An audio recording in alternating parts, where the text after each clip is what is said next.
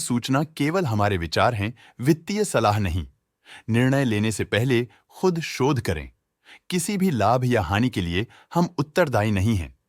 आज हम देख रहे हैं डीसीएम श्रीराम इंडस्ट्रीज लिमिटेड के 2024-25 Q3 की standalone financial performance. Starting with the sales, पिछले क्वार्टर से सेल्स में -7.5% का डिक्रीज हुआ है, मगर कंपनी ने पिछले साल के मुकाबले 5% का सेल्स इंक्रीज रिपोर्ट किया। Expenses -7.5% quarter on quarter decrease हो गए हैं, जो साल भर के 8% के राइज के साथ अलाइन करता है। एक्सपेंसेस में डिक्रीज अच्छा है, लेकिन सेल्स में डिक्रीज निराशा की बात है। ऑपरेटिंग प्रॉफिट, जो पिछले साल के कंपैरिजन में -17.5% डाउन हुआ है, quarter on quarter around -6.5% decrease हुआ है। Operating profit margin (OPM) annual basis पे -2.5% से डिक्रीज हुआ है और पिछले क्वार्टर के कंपैरिजन में 0% से इंक्रीज हुआ है। एक्सेप्शनल आइटम्स को ऐड करके अदर इनकम पिछले क्वार्टर के कंपैरिजन में 23% बढ़ गई, बावजूद इसके ईयरली ग्रोथ 33% हुई है। इंटरेस्ट एक्सपेंसेस पिछले क्वार्टर से -31% डाउन हुआ, लेकिन ईयर ओवर ईयर इंक्रीज 10% हुआ है।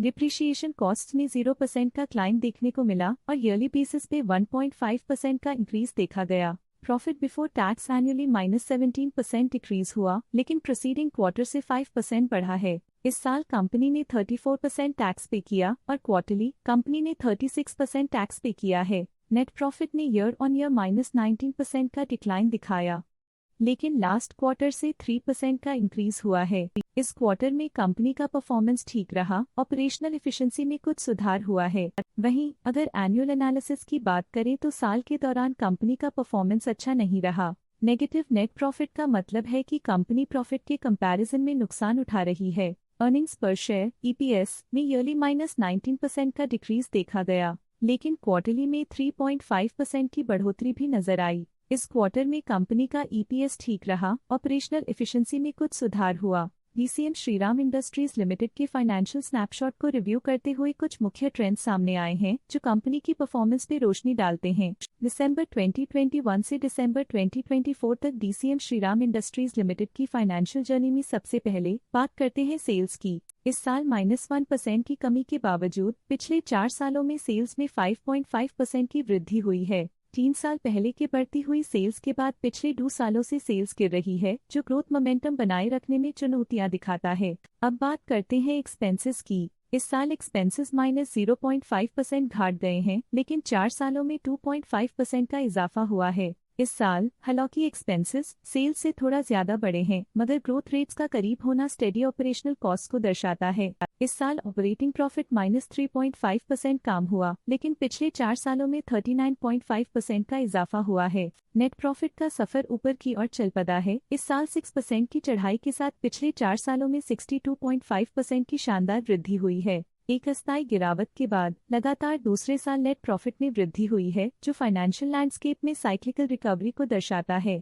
इस साल ईपीएस में 6% की वृद्धि हुई, हालांकि पिछले 4 सालों में -44.5% की गिरावट देखी गई है। एक अस्थायी सेटबैक के बाद ईपीएस ने लगातार दूसरे साल अपनी अपवर्ड ट्रैजेक्टरी को जारी रखा है, जो कंपनी की वॉलेटाइल मार्केट्स में अडेप्टेबिलिटी को दर्शाता है। चलिए अब बात करते हैं शेयर होल्डिंग पैटर्न की। डीसीएम श्रीराम इंडस्ट्रीज की शेयर होल्डिंग रिपोर्ट्स कुछ इस प्रकार की हैं, जो दिसंबर 2024 के 31 तक चलता है। ये रिपोर्ट कंपनी के शेयर्स की डिटेल्ड जानकारी देता है, जिसमें promoters, promoter groups, foreign investors, public investors और सरकारी एंटिटीज शामिल हैं।